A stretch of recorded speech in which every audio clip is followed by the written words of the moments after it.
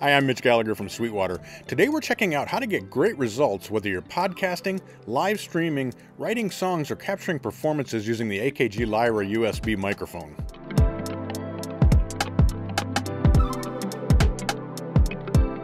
You can use the AKG Lyra as either a tabletop mic with its integral stand as I'm doing here, or you can unscrew it from the stand and mount it to a mic stand or a boom stand if that's more convenient.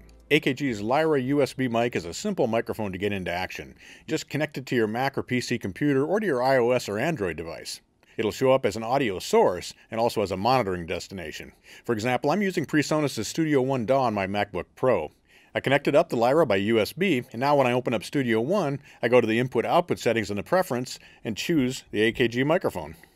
The only other thing I need to do with Studio One is create a track, and as we'll see shortly, the Lyra is actually a stereo microphone, so I'll need to create a stereo track for it, which I've already done here because I'm capturing this audio for the video using the Lyra mic into Studio One. So that's it, I'm ready to go. Now this is the process with Studio One, but it'll be similar with pretty much any other DAW or most other types of audio software.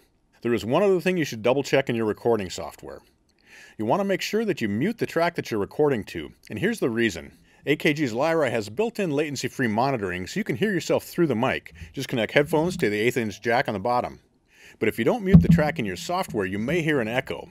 This is because it takes a certain amount of time to send the signal into the mic, to the computer, through your software, and back out to the mic's headphone jack. Now that time is called latency, and it causes a delay that you'll hear as an echo. So for the best results, be sure you're just hearing the signal from the mic itself in your headphones by muting the track. I mentioned that Lyra is a simple microphone, but there's a lot of cool technology going on under the hood. First of all, we have very high resolution, up to 24-bit 192 kilohertz, which is great if you're working with high-res 4K video. There are actually 4 capsules inside the mic, which gives great coverage and also gives us a lot of flexibility. There are 4 options you can choose among when you're using the microphone pattern control on the mic. The first thing we need to know is that the front of the mic is the side with the mute switch and the headphone volume control on it. The back of the mic has the pattern switch and the gain control, which sets the mic's volume output. If we set the pattern switch to the front, and you can see what pattern is selected using the indicators on the front of the mic will only pick up from the front of the mic. It's great for a single podcaster or speaker like I'm doing here today. The mic will reject sound from the rear, so you'll get less room ambience in your recording. If you're doing an interview, then front and back is a good choice. It also works well if you have 2 musicians or singers. Since you'll get equal sound pickup from both sides of the mic, put one person in front of the mic and the other person behind the mic, and you'll get a very natural sounding result. For music recording, you can choose from tight stereo or wide stereo patterns. The output of the mic is actually stereo, as I mentioned earlier, so we'll need a stereo track in our software. Now you can hear as sounds occur on either side of the microphone, they'll be panned in the stereo field. The tight stereo setting will have a narrower pickup, so you get less room sound. The wide stereo will be a broader pickup, and you'll hear more of the room, or if you're capturing multiple musicians and you need to capture them all at once, it'll work well for that as well. So we get real panning using those patterns and the built-in stereo capability of the microphone.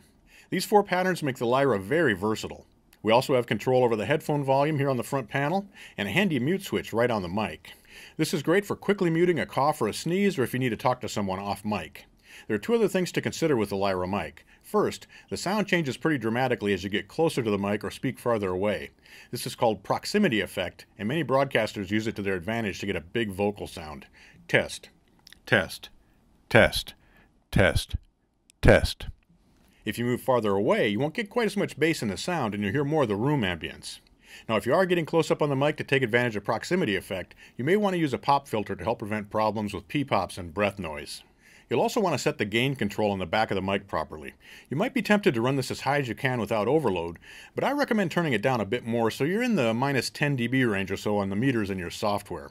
This allows extra headroom and prevents distortion if the sound unexpectedly gets louder, a speaker gets excited, or some other unforeseen loud event occurs. You can fix a lot of things in post during recording, but distortion is really hard to remove. So I recommend setting the gain a bit conservatively. That's really all there is to it. The AKG Lyra is really easy to use, and as you've heard in this video, it sounds great. Those 4 polar patterns give a lot of extra versatility for many different applications, and you've got all the control you need right there on the microphone. And by the way, if you're looking for a complete solution, check out the AKG Lyra USB microphone and K275 headphones podcasting bundle, or the AKG Podcaster Essentials bundle with a Lyra USB mic and K371 headphones. If you have questions about the AKG Lyra mic or any of AKG's products, just give us a call or visit sweetwater.com. Thanks for joining me today. I'm Mitch Gallagher from Sweetwater.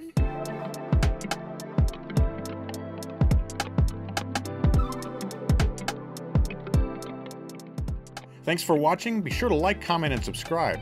Click here for more videos like this, or start at sweetwater.com for all your music instrument and pro audio needs.